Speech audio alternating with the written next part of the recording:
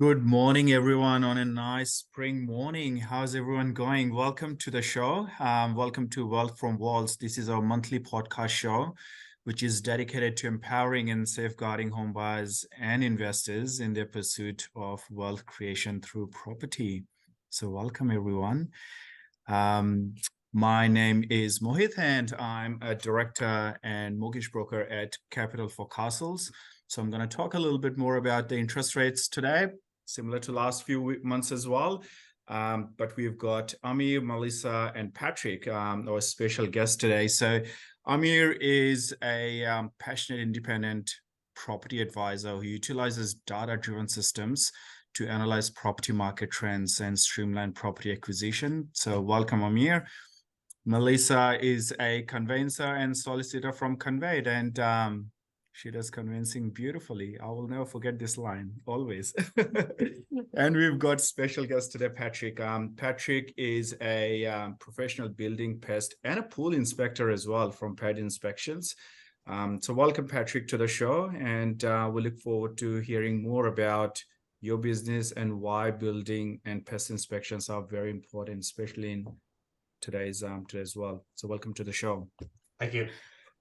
So I'm going to kick off with updates on interest rates and what we are seeing in the market at the moment. I think there's with the spring being in the season now, we're starting to see that more people are getting active in the market. More stock is coming to the market as well, is what we're finding. We'll take your feedback on that as well, Amir, in a due course. But in regards to the interest rate, happy days again. RBA has kept the official cash rate steady at 4.1%. As inflation continues to track towards RBA's target band. Now, the target band is still feels like it's miles away, but at least we're heading in the right direction, which is a great news for home buyers. That raises a question. In last few months, the cash rate has been on pause. So is this the end of it? Has the cash rate peaked? So majority of the lenders and Westpac, CBA, ANZ, they all have forecasted that this could be the end of rate rises for the foreseeable future anyway, which is great. But NAB still expects that there might be one more cash rate rise. So I think we're just going to have to wait and watch to see what happens. I think that if the inflation continues to go in the right direction, this might be the end of it. Fingers crossed.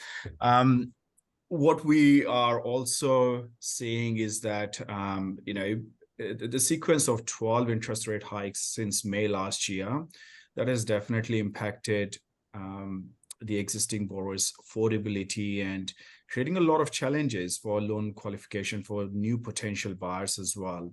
Something that RBA is going to have to keep in mind if they do decide to increase the rates again. In regards to what's coming off in the market, so the fixed rate's still quite high. There's still quite a bit of concern about people who are falling off the fixed rates towards the end of this year and early next year. So they will be rolling off from 2% or interest rates to almost 6.5%, right? Which is a massive jump. So I talked about this mortgage prison in the last month's topic as well, which is basically when you roll off from the fixed rate and go into the higher variable rates. And because the interest rates rise, your borrowing capacity drops, which means you may not be able to refinance to a more competitive rates. That's called mortgage prisoning. Now, the good news is that a lot of lenders are starting to take that into account, and they put a smaller amount of buffer in assessing their borrowing capacity, thereby allowing them to access refinancing options as well. It's not available from every lender. There's only a handful of lenders who do that. So that's why it's very, very important to speak to your lender, speak to your mortgage broker. If you don't have one, engage one, because we do have a lot of options that we offer to the clients, and especially in today's circumstances where options really, really matter. It's good to have that chat with your mortgage brokers. Okay. What else? We also seeing the variable rates still continue to be a favorable product. The fixed rates are a little bit on a higher side compared to variable rates. So when people are, trying to save every single cent wherever they can, variable rate still seems to be the preferred option. But then there are some buyers who do like the certainty, who don't want to be scared about the interest rate rises, and every time they turn on the news, they don't want to hear that the rates have gone up again.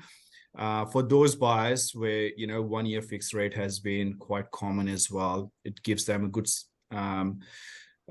certainty in terms of their budgeting system. And there is also this notion in the market that while the interest rates may stabilize or stay stabilized for next 12 months, the drop is really we're going to start seeing by the mid to late next year. So there's 12 months of certainty. That's what they provide, which has been one of the major driver especially for the first home buyers, what I'm personally seeing, because they've been so scared about entering into the market, paying such a high mortgage, and then there's this added pressure whether the rate's going to rise or not. So for them, 1 year fixed rate has been quite popular. So my message today is very simple. If you are coming out of your fixed rates, or even if you are paying interest rates, which you're not sure, are they competitive or not, speak to your lender, speak to your mortgage broker, because cost of doing nothing can be quite high in today's market, and there's plenty of options around. Okay. Absolutely. Now, with that, I'm going to pass it on to Amir. And Amir, I'm sure you're seeing a bit of change in the market as well, which raises the question: what is the importance of due diligence in today's market when someone is looking for a property? Yeah, as you mentioned, Mo, we are seeing more stock coming to market in certain suburbs. But as we all know, we have markets within markets, and not all suburbs are performing equally. And that is where the importance of due diligence comes in place. In some suburbs, properties are being absorbed as quickly as 7 to 14 days. Buyers are competing to secure their ideal properties and are often willing to pay a premium. This is basically the seller's market, where the sellers have greater negotiation power due to lack of stock and a strong demand. Okay. Meanwhile, in other areas, prices remain steady, showing a balance between supply and demand. And we're seeing buyer's market in other suburbs. This happens when supply exceeds demands, property inventories are rising, and vendors are willing to offer discounts to sell their properties. And as a result, buyers have the negotiation power, which is why prices are declining. So if you're buying in a seller's market, you're likely going to pay a premium. So be cautious not to overpay.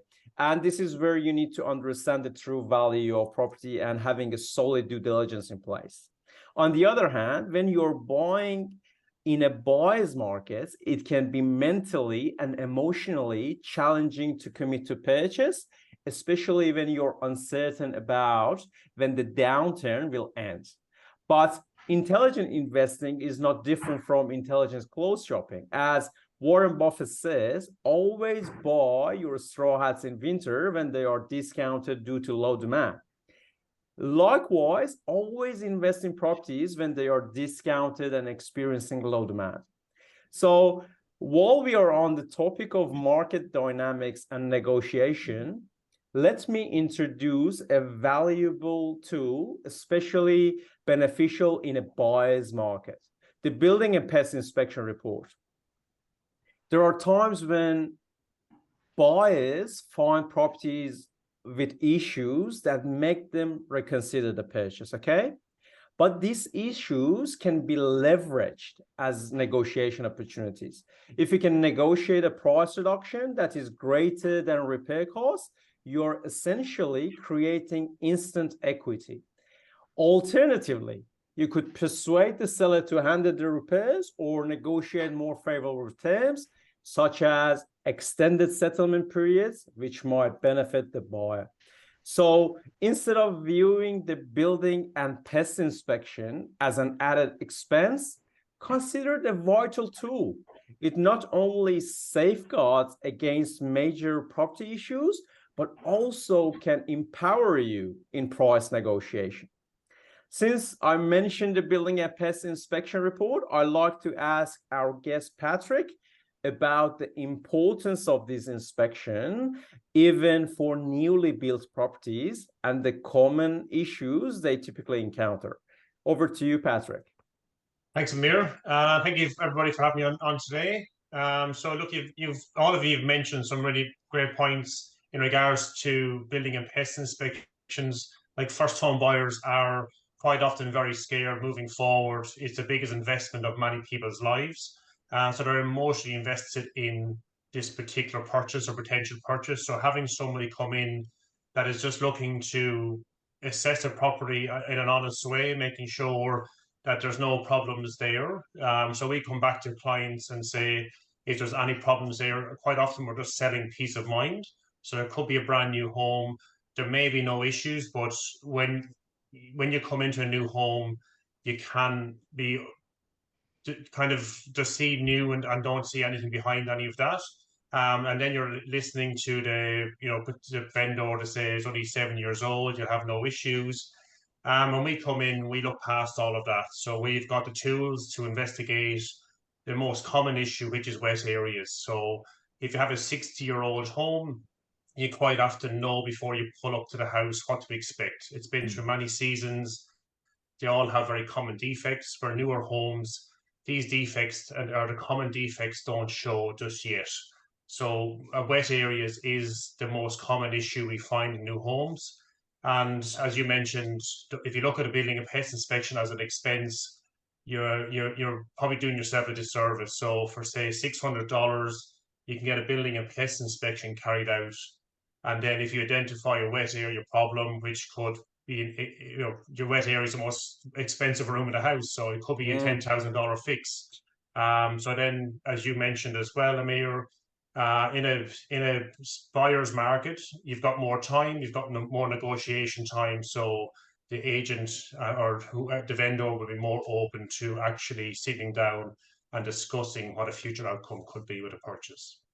Covered that off really succinctly, Patrick, and I agree with this sentiment from you and Amir as well about having that building and pest inspection report available can help with bargaining with the vendor, certainly. And that, if you get a good bargain as a result of what you discover about the structural integrity of a property through a building and pest inspection report, that can have a really positive impact on the equity in your property because you're paying the right price or potentially below market, which can set yourself up a bit better for the next purchase down the track. So that's something on a I guess from a commercial level to consider, as Amir has put it, but also from a legal perspective.